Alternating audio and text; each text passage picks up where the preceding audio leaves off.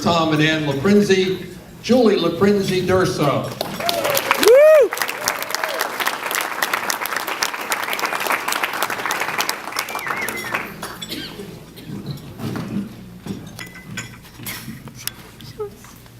Mary, stop it. Hi, can you hear me? Okay, good. Hey, congratulations to Amanda. I'm also, as you heard, a Pittsburgh, I know she's not here, Pittsburgh alumni. It's a great school. I had such a great time. I hear the library is really nice.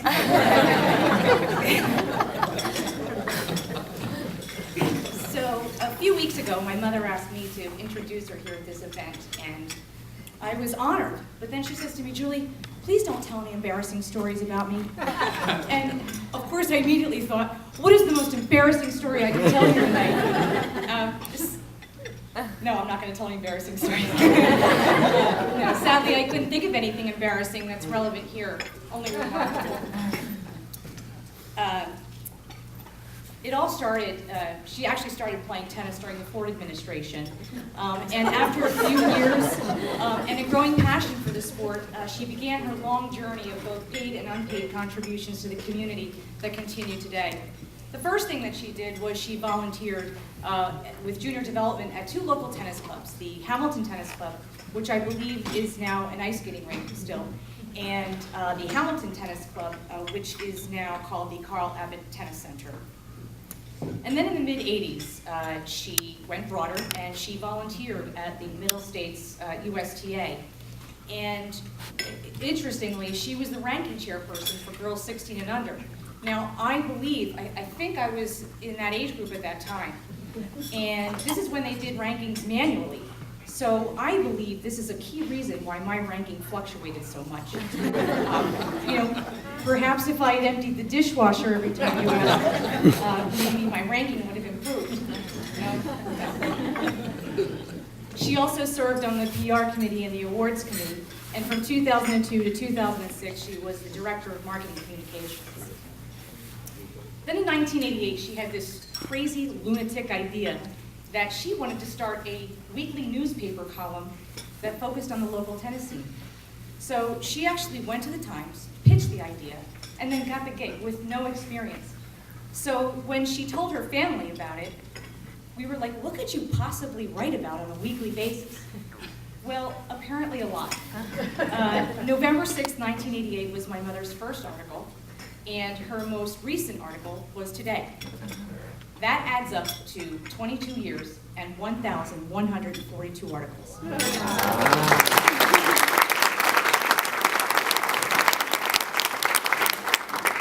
So for all of you mathematicians out there, you might say, well, those numbers don't add up. And you are correct, because in 22 years, she missed 3 weeks. 3 whole articles.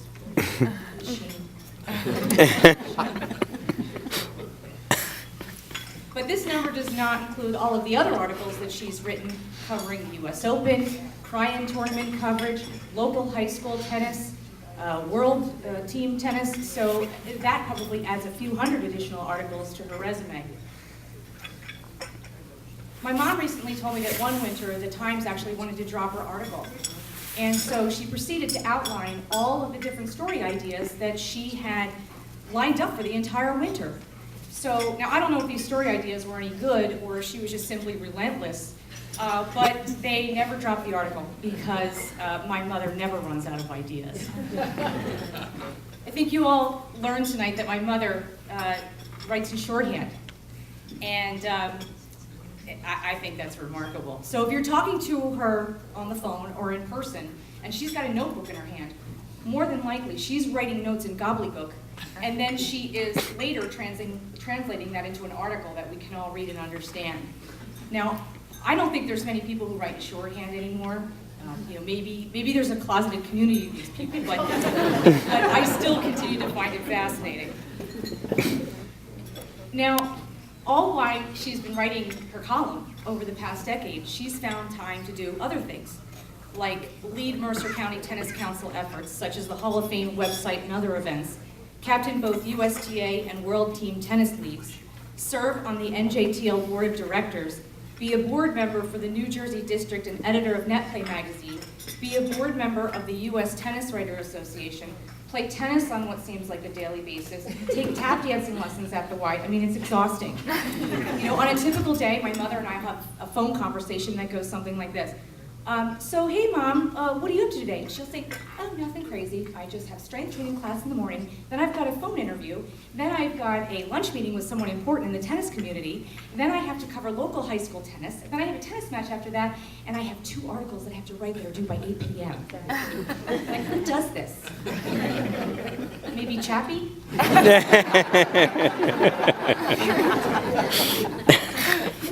And then there's the awards. Now, I'm not going to go through every award she's ever won, but these days it seems like every other year it's something, and well-deserved.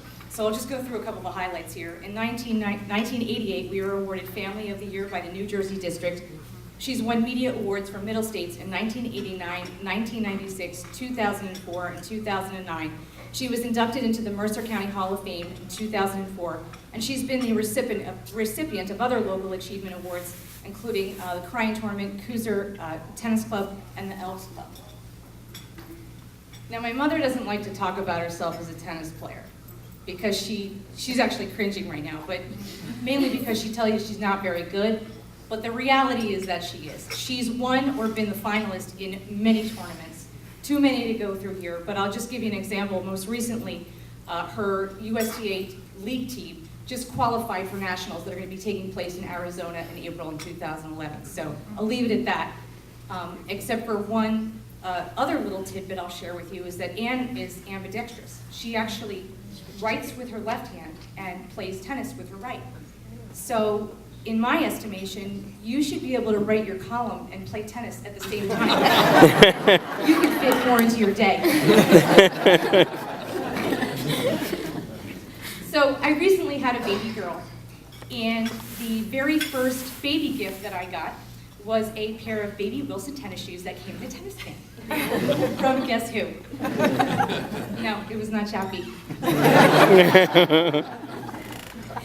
No, in all seriousness, my mother is a hands-on mother and grandmother who is supportive, encouraging, loving, trustworthy, and can be counted on for the big and the little things.